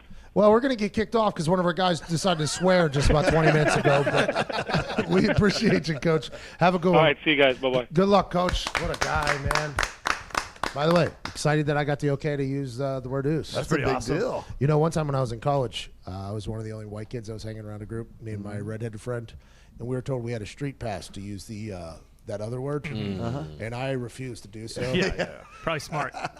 But the other Caucasian chose to do that, and he said it at a party, and I had never seen a guy get kicked out that quick. And he said the entire time, "I got a street pass. I got a street pass." Apparently, that does not matter if you say it around some people that didn't give you the street pass. So I'm happy I stayed away from that one, and I will use Oos though. That's a good. yeah. Hey, what up, Oos? Wait till you meet The Rock. Oh, man, he whipped that out. Yeah, right, dude. He's got 17 assistants around here. Hey, I'm here to meet the Oos. Is there any way that guy right over there? Yeah, Uso. That's a big Uso right there. Susie, Caucasian, will you stop saying that yourself? That's on me. That's on me. All right, let's get to a break. 11:30 here on September 24th, 2019, with some phone calls on the other side. Steelers still stink. Redskins stink. Dolphins stink. The NFL's great, though. Ain't that right, Diggs? Yeah, sure, man. 1-4, 1976. Steelers' greatest team of all time, and they won. So I'm not worried. Yeah, they had Terry freaking Bradshaw. Ever heard of them? Have you seen guys throw in the 70s? Yeah, that's what we're saying. Yeah. I'm saying Mason's better than Terry. Diggs was all out on the Steelers. Got a text message from him and Nick separately, independently. He said, for our first time in our lives, the Steelers stink. Now, all of a sudden this morning, Diggs has a rejuvenated spirit in the Steeler Nation. I talked to you right after the game, so it was hot. But I've had time to come down and think about everything, and we're fine. Good time to get season tickets. It's tough to get Still season. can't get those. Still can't get them. Everybody's boxing them in. We'll be back 11:31. You're listening to the Pat McAfee Show. That was cool with Coach, by the way. Yeah, that guy's He was a awesome. good dude.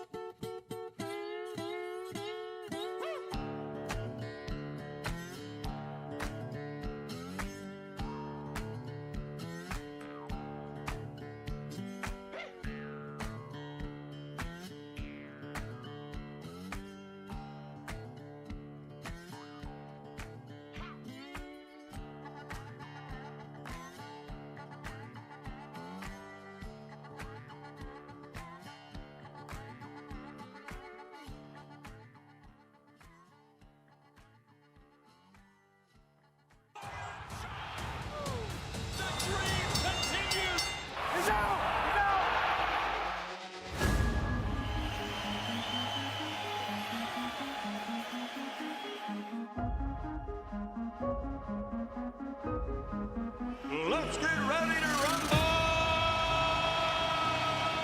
Anthony Joshua! Oh, yes, right hand by Joshua. Comes back with a hook. Perfected now on his heels. He's hurt. Joshua trying everything, a big right hand. And this is over. A landmark 11-fight, $365 million deal, making Canelo the highest-paid athlete on the planet. Callum Smith has claimed the inaugural Muhammad Ali trophy.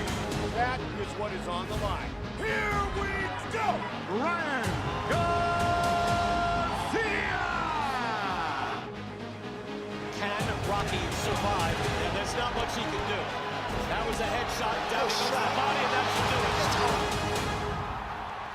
news. Here today to discuss the new partnership between Gennady Golovkin and DAZN. Golovkin's going to spend the rest of his career fighting here on DAZN. That's right, to new beginnings. Welcome to Change Up alongside Scott Rogowski. I'm Adnan Burke. Every night, this is going to be the place to be. I always wanted to know, like, as a boxer, how is it when you step into the ring, your name and career and everything you work for is on the line? The fighting pride of all Ireland, KT Taylor. All the suits, all the shoes, all this pretty glitz and glamour. At the end of the day, it don't mean nothing. We got to step in that ring. You see the size difference. Jacobs is the taller man, but there is just thudding power from Canelo Alvarez. Canelo Alvarez, just an outstanding performance in the title defense.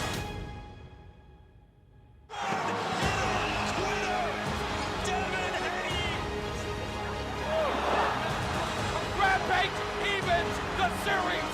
Mamma mia! And down goes Rojas. Patricio Pitbull has done it. That's an elbow that's come in there, you know. What a round. And he's wobbled again. He's got down after the bell. Big drama show continues, ladies and gentlemen. Triple G sends a message to Canelo. Here we go, round number one, heavyweight championship of the world.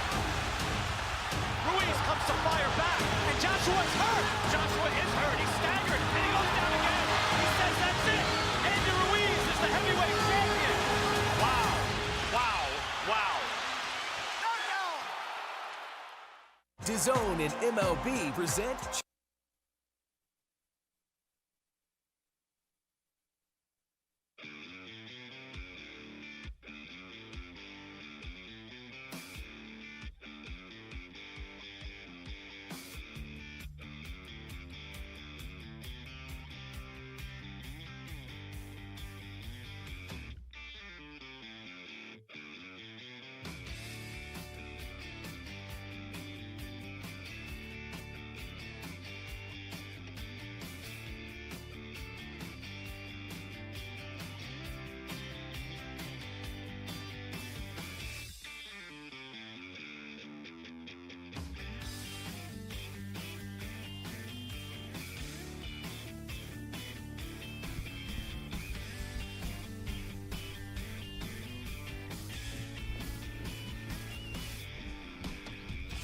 Welcome back to the Pat McAfee Show here on Westwood One and globally on DAZN.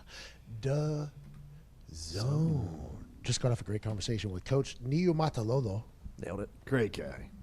Hey, I have been to Hawaii too much. I think I liked the pod almost more than the flight. Really? I love that flight, man. It's like a 9-hour thing.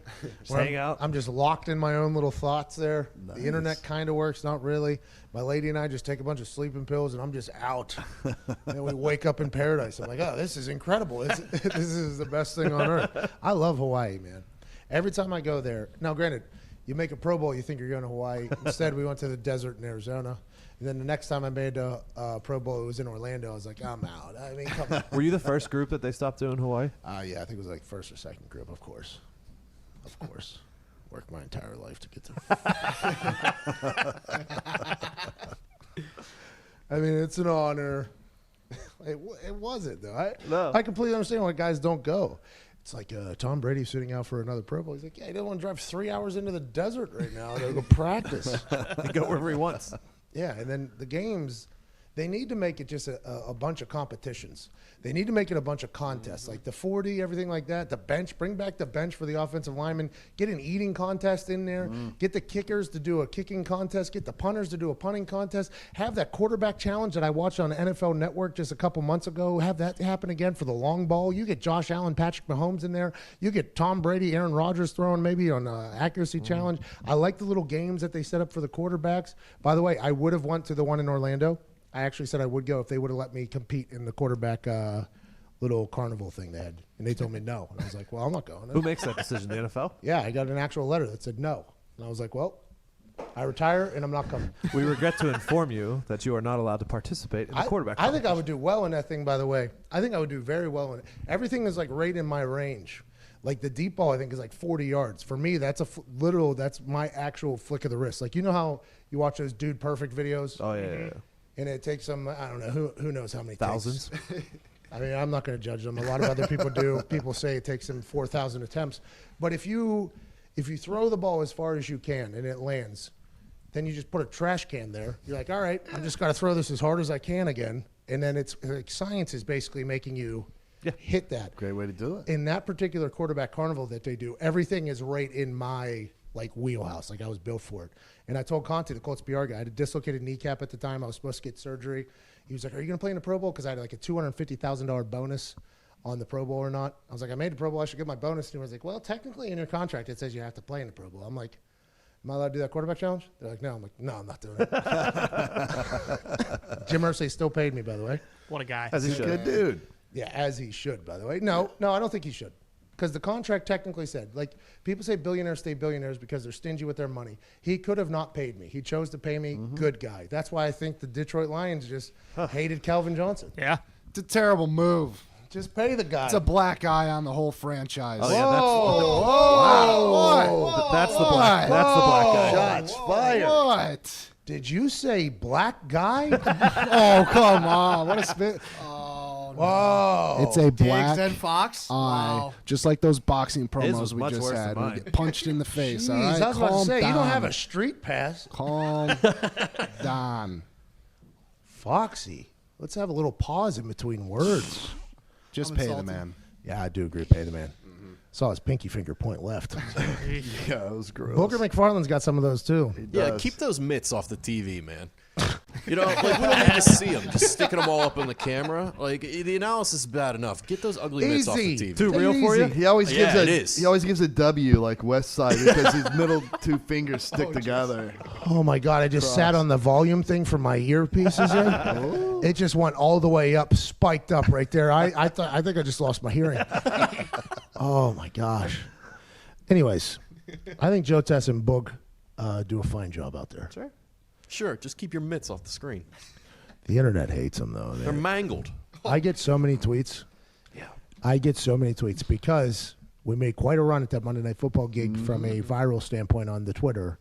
So now every single Monday Night Football game, my people who I love dearly just flood me with like everything. And it's not easy calling games. Not easy calling games. I mean, you toss me out there, I just have a microphone.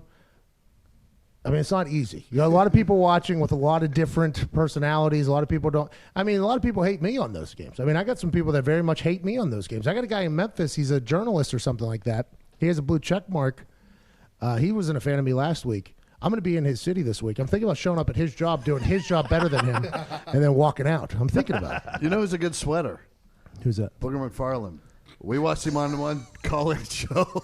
What the hell just happened? And this guy was soaked. And I'm like, will you just let him in this? Hold on, though.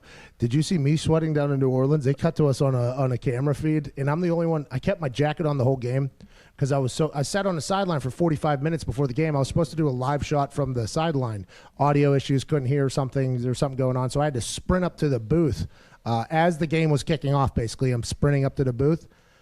In New Orleans, I think they had 140% humidity. I honestly believe there's a potential 140% humidity that night. Zero wind. No wind at all. So I get up to the booth, and I am just sweating my ass off. It was one of those things where the jacket was thick and you couldn't see the sweat through, but as soon as you moved my jacket, it was just my whole body was drenched.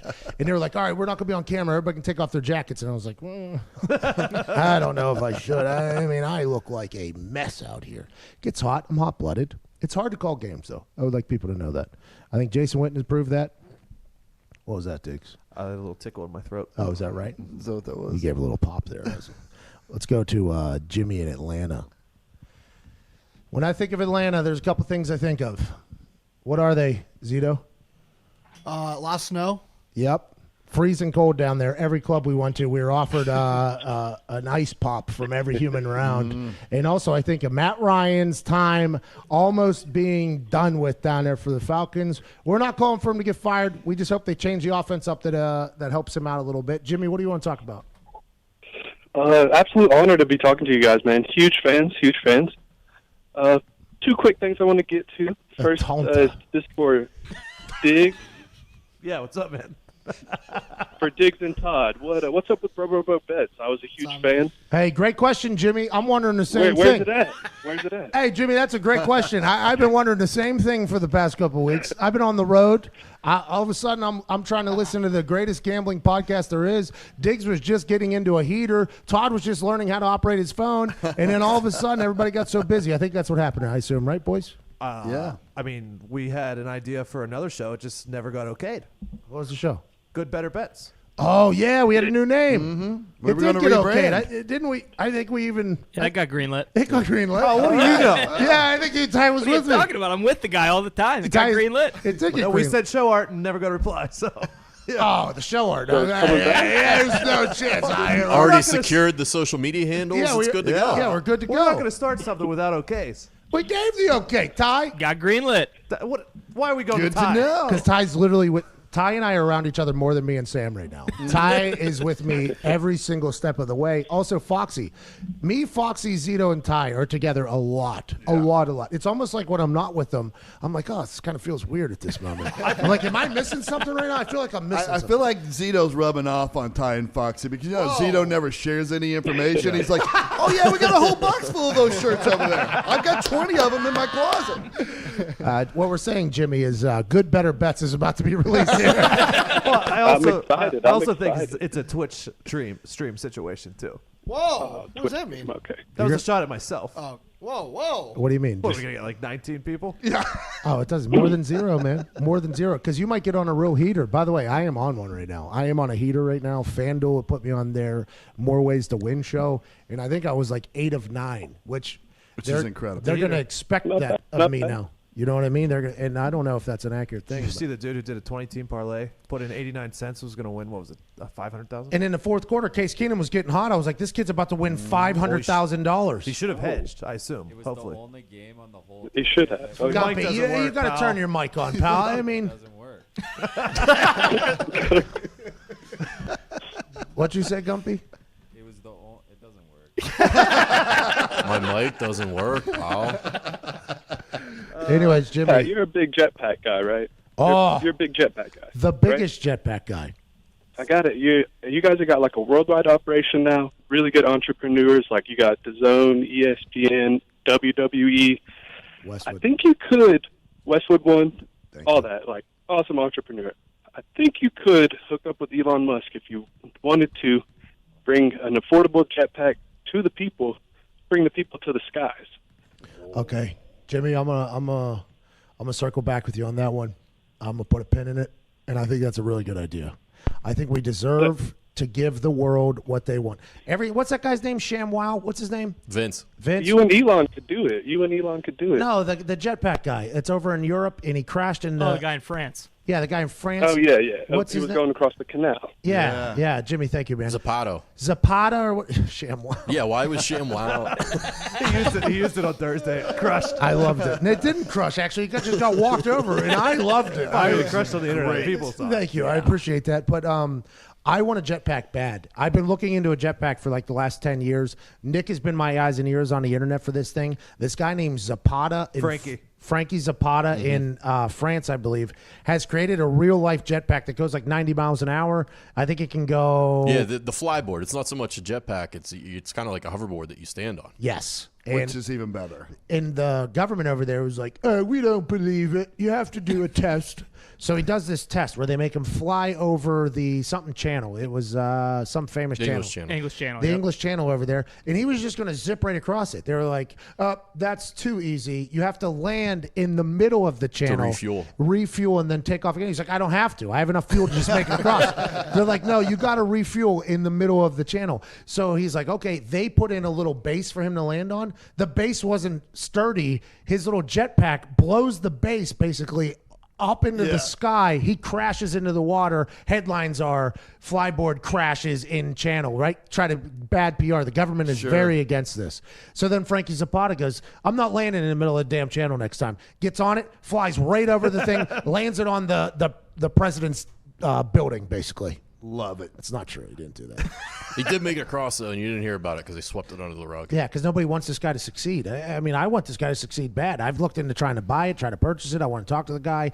Could you imagine me just taking off from my house and then just landing here like 2 minutes later, like Iron Man coming out? Awesome. Also, this guy thinking that we can build this jetpack and market to the people. I mean, our phones don't work. Gumpy's mic doesn't work. It's a big leap of also, faith. to Ron from Atlanta's the point. I think his name is Jimmy. You don't want to mass produce these. It's chaos in the sky. No, there's enough room up there. That's what they said about the scooters, too. The scooters became quite a problem on the streets. You know why? Because these damn millennials, Evan Foxy, they just can't respect anything. Seriously. They throw them everywhere. They toss them everywhere. It becomes trash on the streets. Everybody's looking to pick them up and scrap them.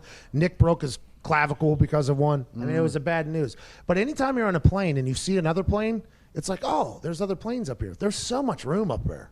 There's so much room. In there, Cito. Oh, yeah. A lot of room in the sky. Save it for the elites. The sky's not for the common man. Yeah, and the sky's different than the street. It's really crowded here, but the scooter thing has really caught on, like, outside of here, too. I saw an Amish guy pulling his kid on a scooter out in the country, and it was beautiful. It was beautiful. Dumbest show. Anthony in Colorado, what's up, man? How's it going, Pat? Long-time listener, first-time caller. Never said that before. Well, we appreciate it, man. I'm happy you called me. I mean, we've heard that probably 400 times, so you started off here with a little bit of a hacky joke, but I'm excited for you to get into this thing. Anthony's a good Italian name. I assume you're a Paisan?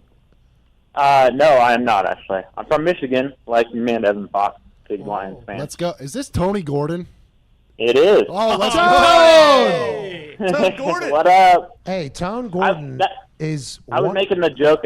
The joke was I'd never called into a radio show, so this was actually my first time ever calling a radio show. Well, I'll tell you what, Tone. What you produce on the internet is nothing short of magical. Anthony Gordon, also known as Patch of Black, DFS. Yeah, geez, easy with that, by the way. Can we please, the show, especially with Foxy, I mean, you Michigan guys. Hey. I mean, it is absolutely unbelievable. We appreciate the hell out of what you do on the internet, Tone. I think what you do for our show is it's literally priceless. We were going to hire you, to be honest. We were going to hire you. There was full conversations. We had an entire meeting about it. And then what happened? I had to start doing Get Up on Mondays and then Thursday night football games and then meetings with corporations on Saturdays and then no sleeping on Sundays. Tone, we want you to be a part of our company at some point as soon as I can sit down and write up a contract with old CFO Phil. Sounds good to me. Yes, whenever. I'm always around, so, whenever that happens. You live in Colorado. Is everybody over there high? To be fair, yeah. I mean, pretty much everyone that I see it's a good 80%, I would say. Is it because your social group is a high group, or is it because that's just what the city is? Surprisingly, my social group's not that. Well, I'm not actually allowed to partake in any of that for my job, but I am out and about around the city a lot, and quite a bit of people who like to partake in that. So, do they hate the Broncos over there? Is everybody mad at the Broncos? Surprisingly, everyone kind of likes the Broncos. They hate Joe Flacco, which is pretty understandable. Very But- easy. Joe Flacco doesn't deserve that. He's new to town. The guy's just trying to get his footing. It's mile-high air. It's a little thin up there. What do you want? Actually, I have a couple of friends who are trying. They're hoping to get Tua here. I guess that's what they're Technically, losing it's all the Elway's games. fault. Are the Broncos 0-3? Mm-hmm. Oh, my God. They They are. didn't even add them into the suck fest. That is Yeah. Dolphins, Redskins, Steelers, Broncos. Wow. How's it feel to have your name mentioned along the side of those Steelers Well, I fans? know it's just as a joke, so. Well, also, you got the Bengals, and the Jets are also 0-3. Oh, my God. It is a suck fest everywhere in the NFL. Everybody seems to stink. Someone's got to do it. Tone Gordon, we appreciate the hell out of you, brother. He is a talented dude, man. He might listen to everything more than Anyone. He does like full reports. Like Todd said this many times in episodes 1 through 45. Yeah, it's pretty like incredible. holy hell, Tone. I do appreciate that guy For sure. It's hard to hire people right now though because that takes a real process. Like for instance, trying to get Connor back in the building has been quite a process. Strictly because I'm either in the skies or in bed whenever I'm not on a microphone. So it is a whirlwind of a world we live in, but we're lucky to do it. Gumpy doesn't even really work here. We're not allowed to pay No, he Gumpy. does not. That's why his microphone doesn't work. We're not allowed to pay Gumpy because he's not an American citizen. And by the way, I had no idea that immigration was like this. Immigration is a real pain in the ass. We can't get Gumpy into America. We can't get him to become a citizen. We can only pay him for the work he does in Canada, not in America. So everything he does here, not worth a damn. But if he gets out of this building and does something in Canada, we can finally pay you. Let's go to Indy. Andrew and Indy, what's up, bub? Hey, this is Drew in Minneapolis. That was Gumpy. He won't get paid for that. I think we just learned that. Drew, what do you want to talk about, brother? We got about a minute. Hey, Pat. Hey, I just wanted to get your take on the NFC North. I know you already had a caller on this, but I was hoping for some picks from Diggs. And second, Vikings visit Chicago on Sunday afternoon game. Thoughts on that game? What do the Vikings need to do to win? They need to find an offense because that Bears defense is incredible. Let's go to Austin in Ohio. We have 10 seconds. You're on hold for an hour. I want to let you know I appreciate you mucho. All right, Austin, have a good one. He wanted to talk about Beer Fest. To Jake, TA, and Nick, sorry we couldn't get to you. It was a busy day today. It was awesome chatting with folks. We'll be back tomorrow, 10 a.m., live from Indianapolis, and I'm off to Memphis for Thursday Night Football. You all are the absolute greatest. Tweet us. You've been listening to the Pat McAfee Show from Indianapolis, Indiana!